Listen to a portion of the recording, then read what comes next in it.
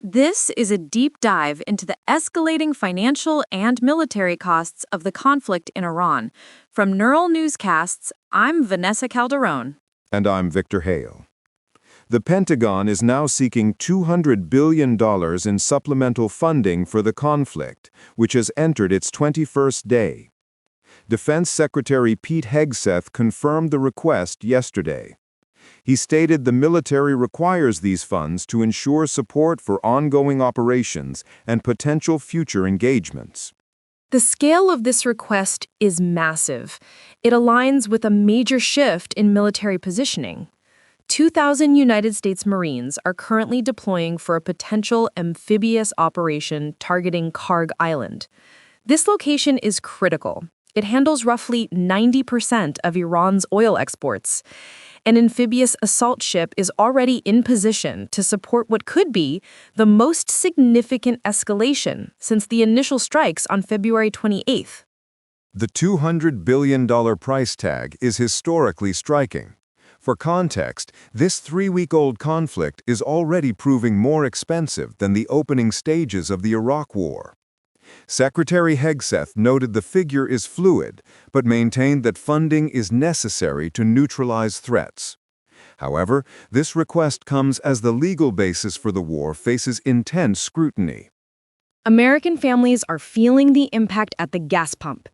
Since the strikes began on February 28th, fuel prices have jumped about 80 cents per gallon.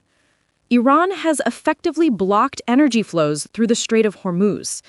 The ripple effects are spreading. Some airlines are already hiking ticket prices to cover rising fuel costs. It is a direct economic squeeze occurring alongside this massive funding request. The financial strain extends to the federal level. The United States national debt surged past the $39 trillion mark this week. Kevin Hassett, director of the National Economic Council, reports that $12 billion has already been spent on this conflict. An analysis by TIME suggests that $12 billion could have theoretically funded healthcare for over 1 billion people. These figures are fueling a rare moment of bipartisan concern in Congress. Pushback in the House is mounting. Republican Representative Lauren Boebert has drawn a hard line, telling reporters she will vote no on any war supplementals.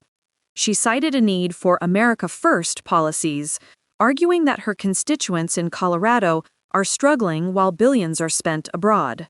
This sentiment is gaining traction, especially since the administration did not receive a green light from Congress before the initial strikes.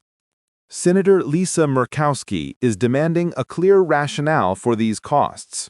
She has called for open hearings, noting that her constituents in Alaska are asking how long this will last. Murkowski pointed out that the war has escalated beyond military targets to hit oil assets, leading to predictable global consequences. She criticized the administration for providing updates to the press rather than through formal briefings to lawmakers. Democrats are also questioning spending priorities. House Minority Leader Hakeem Jeffries called this a reckless war of choice. He pointed out that while billions are available for this conflict, there is an ongoing partial government shutdown over Homeland Security funding. Jeffries emphasized that many Americans would reject putting troops on the ground, making this $200 billion request even more controversial.